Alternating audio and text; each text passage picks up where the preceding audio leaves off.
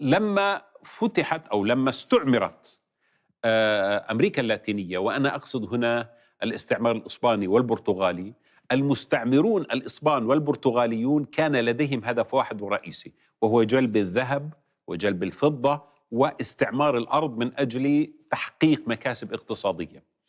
أما المستعمرون الذين ذهبوا إلى أمريكا الشمالية، كندا والولايات المتحدة الأمريكية حاليا، هؤلاء جاءوا من أوروبا الغربية ومن شمال أوروبا، وكانت لديهم دوافع أخرى. هؤلاء جاءوا ليستوطنوا.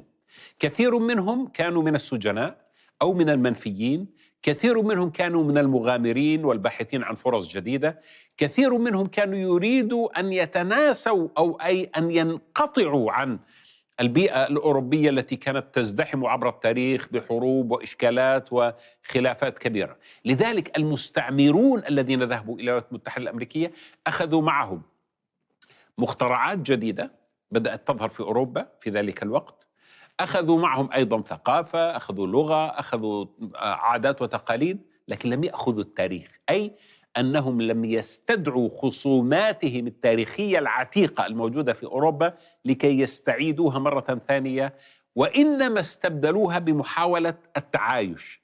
فتجد أن الإيرلندي الذي جاء من إيرلندا والذي جاء من ألمانيا والذي جاء من فرنسا والذي جاء من أي دولة أوروبية في ذلك الوقت حاول أن يتعايش مع الأقليات أو المجموعات الأخرى، وهكذا استطاعوا أن يؤسسوا لكيان بدأ تاريخه من تلك اللحظة.